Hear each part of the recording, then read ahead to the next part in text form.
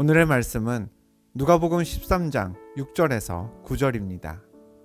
이에 비유로 말씀하시되 한 사람이 포도원에 무화과 나무를 심은 것이 있더니 와서 그 열매를 구하였으나 얻지 못한지라. 포도원지기에게 이르되 내가 3년을 와서 이 무화과 나무에서 열매를 구하되 얻지 못하니 찍어버리라. 어찌 땅만 버리게 하겠느냐. 대답하여 이르되 주인이여 금년에도 그대로 두소서.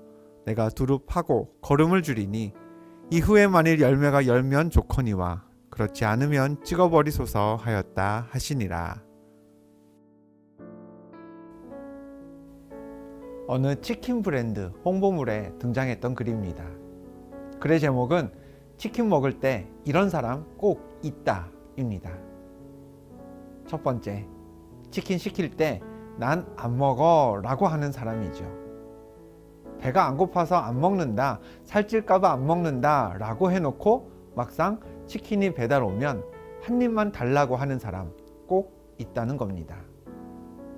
두 번째, 남들 맛있게 치킨을 먹을 때 옆에서 잔소리하는 사람입니다. 닭 껍질을 먹으면 몇 칼로리가 더 많은지, 무는 어디께 더 맛있고 어떤 치킨에는 어떤 소스를 먹어야 하는지, 이 가게는 기름이 신선하네 안 하네 등등 나는 맛있게 먹고 있는데 맛을 떨어뜨리는 사람들이 있죠. 세 번째, 맛있는 부위 혼자 다 가져가는 사람입니다. 자기는 퍽퍽살은 원래 못 먹는다는 이유로 닭다리를 혼자 가져가는 사람, 여러분 주변엔 없으신가요? 치킨 먹을 때뿐 아니라 인터넷에 이런 사람 꼭 있다 라고 검색해보면 별의별 유형들의 사람들이 다 등장합니다. 쇼핑할 때 이런 사람 꼭 있다 부터 시작해서 시험기간 도서관에도 이런 사람 있다, 헬스장에 이런 사람 꼭 있다, 회의 시간에 이런 사람도 있다, 온갖 경우에 좋게 말하면 도드라지는 사람들이지만 솔직히 말하면 꼴불견인 사람들의 유형들을 우리는 쉽게 찾아볼 수 있습니다. 오늘 본문은 예수님이 말씀하신 비유입니다. 한 사람이 자기 소유의 포도원에 나무를 심었습니다. 그리고 포도원 지기를 둬서 나무를 관리하도록 했습니다. 이 이야기를 전하고 있는 본문 6절을 읽어봅니다. 이에 비유로 말씀하시되 한 사람이 포도원에 무화과 나무를 심은 것이 있더니 와서 그 열매를 구하였으나 얻지 못한지라. 어떠신가요? 이상한 부분이 보이지 않습니까? 포도원 주인이 포도원에 나무를 심었습니다. 그럼 포도원에는 무슨 나무를 심어야 할까요? 포도나무를 심었어야 했습니다. 그런데 주인은 포도원에 포도나무가 아닌 무화과 나무를 심었습니다. 이어지는 7절을 봅니다. 포도원지기에게 이르되 내가 3년을 와서 이 무화과 나무에서 열매를 구하되 얻지 못하니 찍어버리라. 어찌 땅만 버리게 하겠느냐. 주인이 무화과 나무 관리하는 일을 누구에게 맡겼습니까? 포도원지기에게 맡겼습니다. 쉽게 말해서 주인은 포도나무를 심어 마땅한 땅에 무화과 나무를 심었고요. 그리고 포도나무 전문인 포도원지기에게 무화과 나무를 맡긴 채 왜 열매를 맺지 않냐고 화를 내고 있습니다. 그럼 무화과 나무가 열매를 맺지 못한 건 누구 잘못인가요? 열매 맺지 못하는 무화과 나무 잘못인가요? 자기 전문 분야가 아닌 무화과 나무를 잘 기르지 못한 포도원지기 탓일까요? 아니면 포도원에 무화과 나무를 심고 거기에 포도원지기를 데려다 놓은 주인이 잘못한 걸까요? 본문의 상황을 두고 손쉽게 주인이 잘못했다라고 말할 수 있지만 오늘 본문은 포도원 주인을 무엇인가 잘못한 사람으로 묘사하고 있지는 않습니다. 도리어 잘못 심겨진 무화과 나무도 심겨진 곳에서 열매를 맺어야 했음을 당연한 것으로 가정하고 있습니다.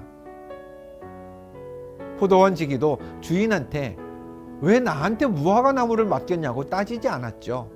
오히려 주인이 무화과 나무를 없애버리려 하자 자신이 무화과 나무로 하여금 열매를 맺게 하겠다고 주인을 설득하고 있습니다. 상황에 맞지 않게 심겨진 나무일지라도 일단 나무가 심겨졌으면, 그리고 일꾼이 나무를 돌보도록 명을 받았다면 어찌되었든 열매를 맺도록 관리인이 도와야 한다는 것이죠. 우리 주변에는 어떻습니까? 앞서 치킨 먹을 때를 예를 들어서 살펴보았지만, 여러분의 가족 중에, 일터에서 같이 일하는 동료들 중에, 그리고 교회에서 함께 신앙생활하는 성도들 중에 이런 사람 꼭 있다 라고 할 때 등장할 만한 이해할 수 없는 사람은 혹시 없으신가요? 마치 모든 나무가 다 포도나무들 뿐인 그런 포도원에 무화과 나무 한 그루가 잘못 심겨져서 분위기를 흐리는 것처럼, 저 사람만 없으면 훨씬 좋아질 텐데, 저 사람만 없으면 보기도 좋고 지내기도 편할 텐데 왜 저런 사람이 여기에 들어와서 이 모양 이 꼴을 만드는 거지? 라고 생각하게 만드는 그런 사람 있지 않습니까? 오늘 본문은 그렇게 느껴지는 사람, 자리가 어울리지 않고 열매도 맺지 못하는 사람일지라도 우리가 하나님께 사명을 부여받은 관리인이라면 그런 이들에게도 두릅하고 거름을 주어야 한다. 즉 열매를 맺도록 돕고 또 이끌어 주어야 한다 라고 가르치고 있습니다. 일본의 어느 정신과 의사가 쓴 나는 왜 혼자가 편할까? 라는 책이 있습니다. 이분의 분석은 이랬습니다. 요새 혼인율과 출산율 저하의 주범으로 많은 사람들이 경제적 문제를 지목하죠. 그러나 실제로 따져보면 꼭 그렇지만도 않다고 합니다. 쉬운 일례로 지금보다 훨씬 어렵고 궁핍했던 시대에도 혼인율이나 출산율은 월등히 높았다는 거죠. 작가가 주장하는 낮은 출산율, 낮은 혼인율의 진짜 원인은 현대인이 혼자 지내는 시간과 자기만을 위해 쓸 돈을 줄이면서까지 가족이나 자녀를 만들고 싶어 하지 않는다는 사실이었습니다. 인간관계를 유지하려면 자연스럽게 스트레스가 생깁니다. 그래서 내가 있는 곳이 포도원인데 포도나무가 아닌 무화과 나무가 들어오면, 즉 나와 너무 달라 보이는 누군가가 들어오면 신경 쓰고 싶어 하지를 않습니다. 얼른 주인이 찍어 없애주기를 바라죠. 근데 오늘 말씀에서 관리인은 그러지 않았습니다. 자기 전공인 포도나무가 아니라 무화과 나무가 심겨졌지만, 그것도 다 포도나무만 있는 포도원에 무화과 나무가 심겨졌지만 관리인은 그 나무를 나 몰라라 하지 않았습니다. 열매 맺기를 진심으로 바라면서 자신이 열매 맺도록 돕겠다고 주인에게 선포했습니다. 여러분에게 무화과 나무는 누구입니까? 보지 않았으면 하는 사람, 가까이 하기를 원치 않는 그 사람 누구인가요?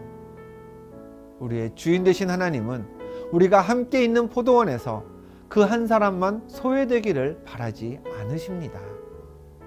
그 사람도 열매 맺도록 도와주라고 우리를 포도원지기로 하나님이 부르셨습니다. 때문에 우리는 8절의 포도원지기처럼 결단해야 합니다. 주인이여, 금년에도 그대로 두소서. 내가 두릅하고 거름을 주리니. 마주하기 싫은 무화과 나무라 할지라도 두릅하고 거름을 주실 수 있기를 바랍니다. 가까이 했다가 나에게 상처만 줬고 관계를 이어가려고 하면 할수록 힘이 드는 사람이라 할지라도 열매를 맺도록 돌보아 주어야 합니다. 그게 하나님이 우리에게 주신 사명이기 때문입니다. 가정과 일터에서 또 교회에서 마음에 들지 않고 눈에 거슬리는 무화과 나무라 할지라도 열매 맺도록 두릅하고 거름을 주는, 그래서 하나님께 칭찬받는 포도원지기가 되시기를 주님의 이름으로 간절히 축원드립니다. 기도하겠습니다. 하나님, 우리가 있는 포도원에도 저 사람은 왜 여기에 있을까 싶은 무화과 나무가 있습니다. 그럴지라도 그 무화과 나무도 열매를 맺도록 두루 파고 거름을 주는 것이 주인 되신 하나님이 원하는 일임을 기억하게 하옵소서. 예수 그리스도의 이름으로 기도하옵나이다. 아멘.